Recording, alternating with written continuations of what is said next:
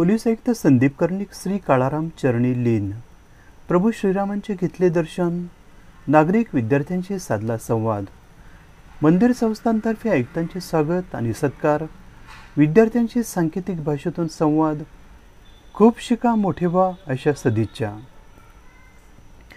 नाशिकचे नवनियुक्त पोलीस आयुक्त संदीप कर्णिक यांनी नाशिकचे ग्रामदैवत कालिका माता, त्यानंतर गुरुद्वारा, बडी दरगाह यांना भेट देऊन दर्शन घेतले. शनिवारी त्यांनी पंचवटीतील श्री काळाराम मंदिरास भेट देऊन प्रभू श्रीरामांचे दर्शन घेतले. यावेळी महंत सुधीरदास पुजारी यांनी त्यांना मंदिराची माहिती दिली. त्यानंतर श्री काळाराम मंदिर संस्थांच्या वतीने पोलीस आयुक्त संदीप कर्णिक यांना श्री काळारामाची प्रतिमा भेट देऊन त्यांचा सत्कार करण्यात आला. या प्रसंगी विश्वस्त धनंजय पुजारी, मंदार जानोरकर, शुभम मंत्री, डॉक्टर एकनाथ कुलकर्णी, दत्तप्रसाद निकम, मिलिंद तारे, स्वामी कांतानंदजी यांच्यासह पंचवटी पोलीस ठाण्याचे वरिष्ठ पोलीस निरीक्षक अनिल शिंदे उपस्थित होते.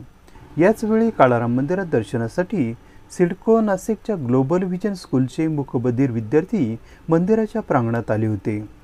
त्यांना बघताच आयुक्त संदीप कर्णिक यांनी त्यांची वास्तविकपणे चौकशी करून शिक्षकांच्या माध्यमातून सांकेतिक भाषेतून विद्यार्थ्यांशी संवाद साधला.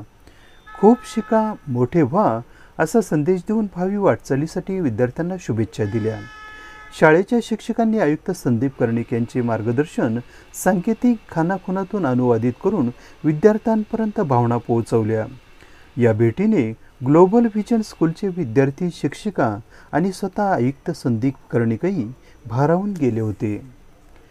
शब्दा वाचून कळले सारे, शब्दांच्या पलीकडले अशी अवस्था यावेळी विद्यार्थी आणि आयुक्तांची झाली होती.